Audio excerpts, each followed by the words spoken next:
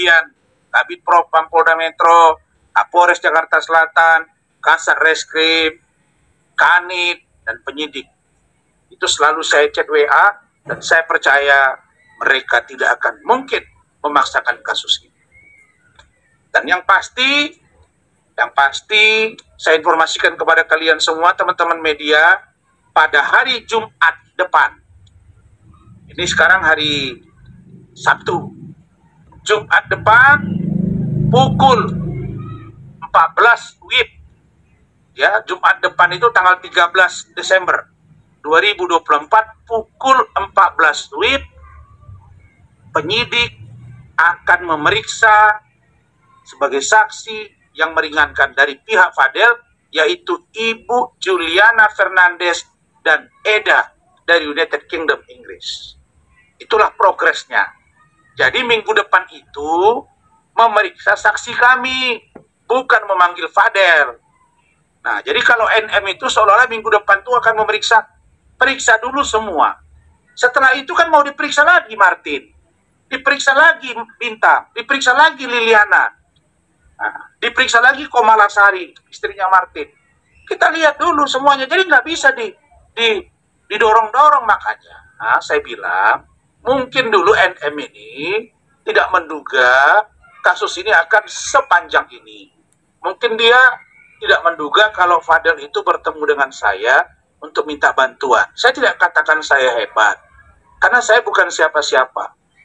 Tim saya juga tim yang sederhana, tim hukum kami. Tapi saya selalu ingin katakan agar penegakan hukum sesuai dengan fakta yang kita sebut dengan teori hukum, yaitu lebih baik membebaskan 1.000 orang yang bersalah daripada menghukum 1 orang yang tidak bersalah.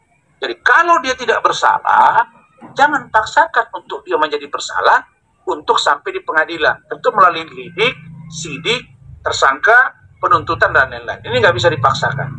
Itu juga lah yang nanti akan sidang di kasus Iklim Hakim, saya, dan Hotman. Yang akan juga sidang pada hari Kamis, tanggal 12 Desember 2024 di PN Jakarta Utara pada pukul 10.00 WIB. Jadi pagi. Begitu. Nanti juga teman-teman media akan saya info.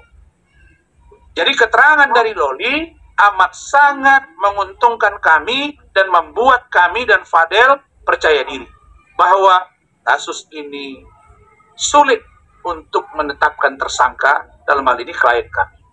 Begitu. Bang, kalau jadi seberapa persen sih? Berapa persen?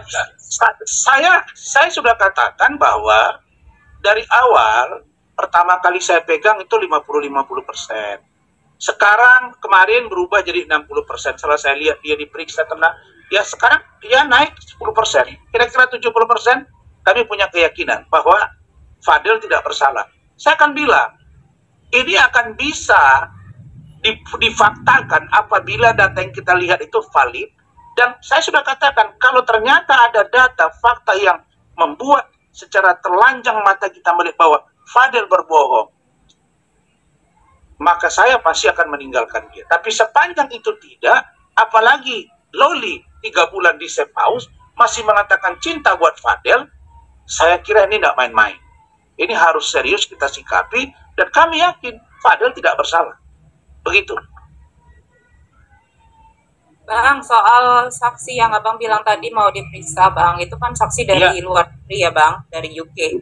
Iya. Itu prosesnya apakah nanti Abang akan menghadirkan secara langsung saksi tersebut ke Indonesia atau seperti apa, Bang? Karena kan kalau saksi itu memang harus berhadapan dengan penyidik, Bang. Makasih, Bang.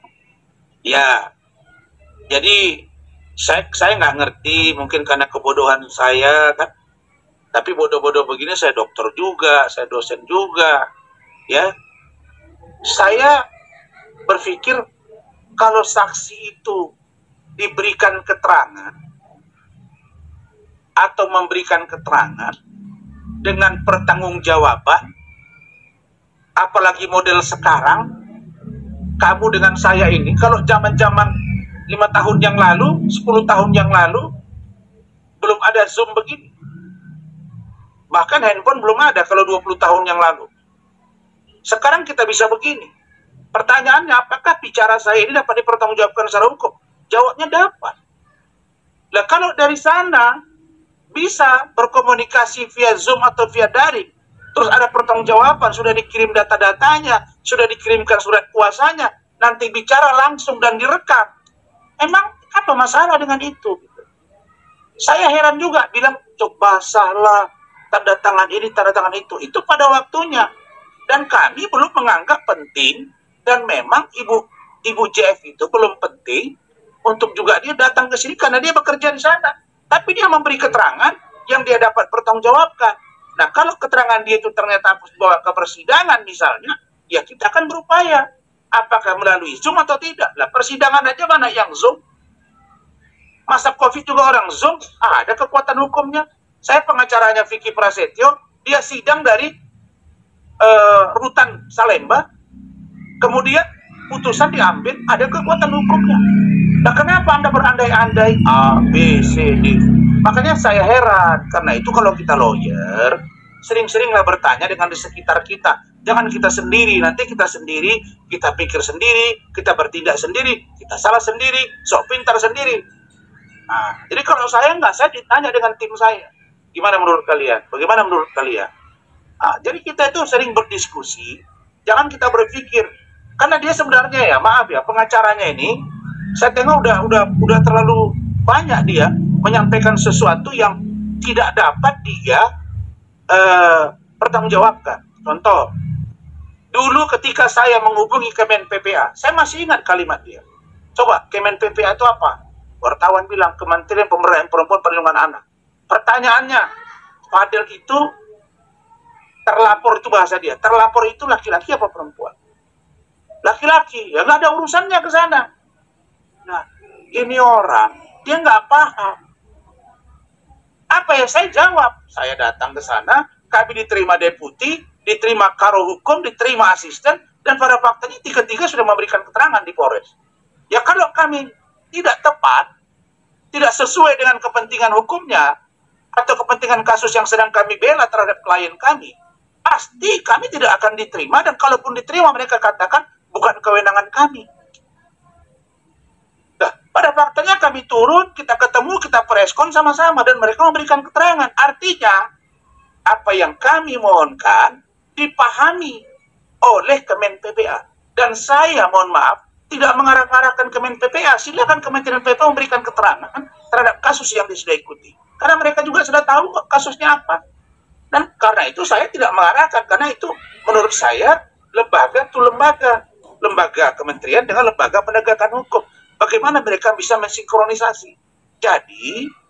Jadi terhadap kasus ini untuk pemeriksaan via daring sudah disetujui oleh penyidik dan surat kami sudah masuk.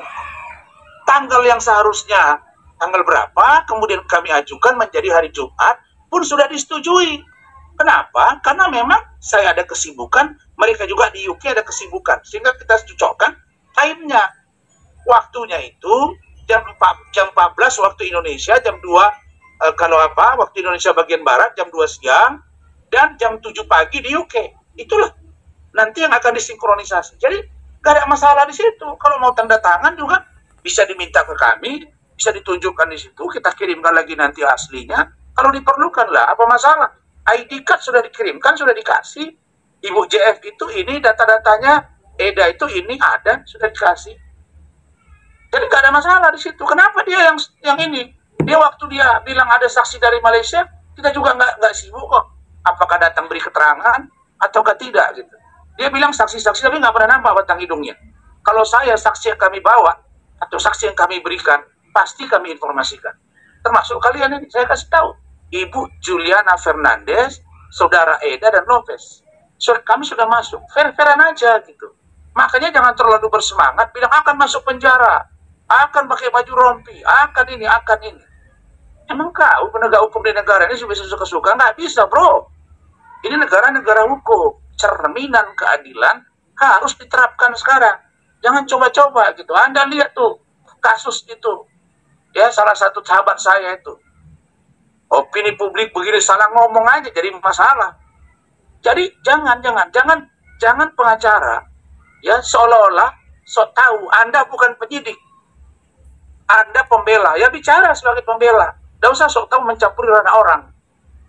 Begitu.